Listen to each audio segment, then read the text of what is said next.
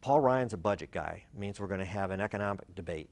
Paul's family lives back in Wisconsin. He sleeps in his office because he's tight. Probably his first words when he was born were, "Mom, you paid too much for the crib." We're going to have a national debate about the role of capitalism. Normally elections are just kind of a bland back and forth between the commercials, put me in because I can do the job. Candidates aren't willing to take risks for fear of losing power. In this case, Mitt Romney was head of Bain Capital, which is an arch-capitalistic organization. Paul Ryan was in charge of the Budget Committee.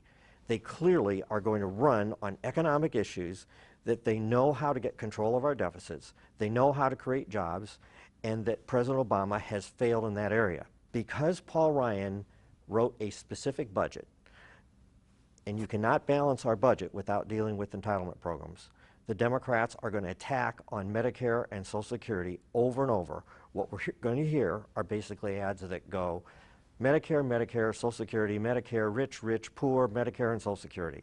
And that's going to be the campaign. When you give specifics, the danger in a campaign is the other side uses it against you. Medicare and Social Security are going to go broke unless they're changed. Paul Ryan has a specific answer. Their response to President Obama is, you talked about creating jobs, but you didn't.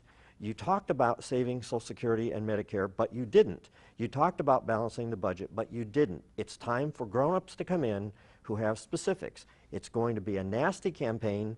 There's a risk to Romney and Ryan by having specifics, but I think America needs it.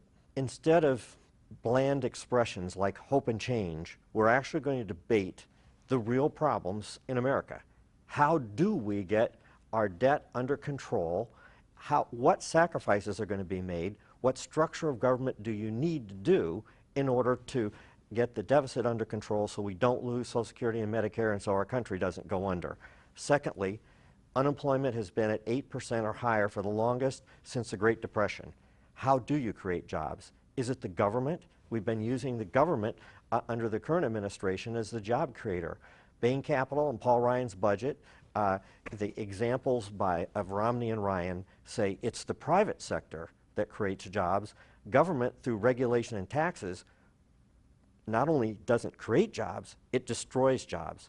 So we're going to have an issues debate over the role of capitalism, and are we going to stress the private sector, or are we going to continue to stress government intervention and become more like European-style socialism-capitalism mix? The public persona of Mitt Romney is a cautious man who has kind of watched his dad and his mom lose elections by being not very cautious with some of the things that they said. So everybody assumed he would pick a vice president who was not kind of a natural stump speaker, who took risky positions in Congress, who bucked the leadership because he believed in principle, but he did. It suggests that there's another Mitt Romney who makes tough decisions like he did at Bain Capital, like he did to save the Olympics in Utah, that we haven't seen yet, that we see a more smiley political persona, but he knows that if he becomes President of the United States, that unemployment rate is stuck at 8%, business isn't investing, the deficit's exploding, and it's going to need an aggressive style, and he in effect communicated to the people that my image is not how I intend to govern.